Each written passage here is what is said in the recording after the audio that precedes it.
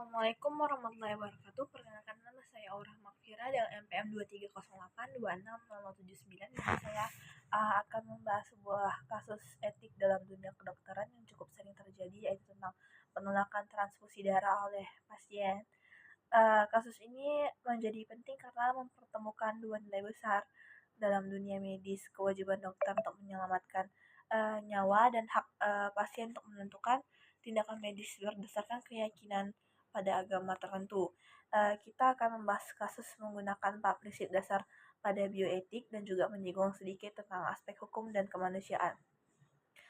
Kasus ini diambil dari situasi nyata yang sering terjadi di berbagai negara termasuk di Indonesia. Seorang pasien dewasa mengalami kecelakaan lalu lintas dan mengalami pendarahan hebat. Ia dibawa ke rumah sakit dengan kondisi kritis. Dokter menyatakan bahwa pasien membutuhkan transfusi darah secepatnya untuk menyelamatkan nyawa pasien. Tapi ternyata pasien tersebut adalah anggota saksi Yahwa, sebuah aliran agama Kristen yang menolak transfusi darah karena dianggap bertentangan dengan ajaran agama mereka.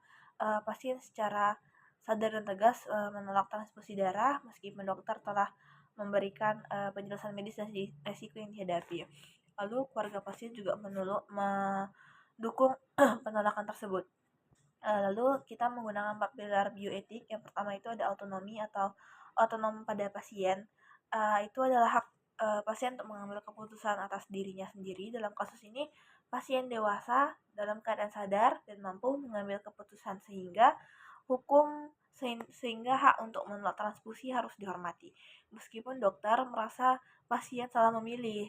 Dalam etika kedokteran, tugas utama adalah memberi informasi, bukan memaksa.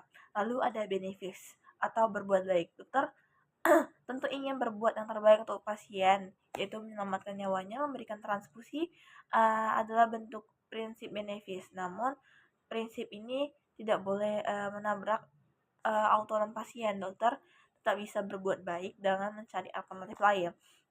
Lalu ada non-malafis atau tindakan yang membahayakan. Memberikan transfusi darah yang ditolak pada pasien dianggap sebagai tindakan yang menyakiti nilai spiritual dan emosional pasien. Sebaiknya tidak memberikan transfusi juga bisa membahayakan fisik pasien. Inilah dilema etik yang dihadapi tenaga medis. Lalu yang keempat itu ada justice atau keadilan. Pasien di semua latar belakang termasuk agama minoritas bahkan mendapatkan pelayanan kesehatan yang adil dan tidak diskriminatif.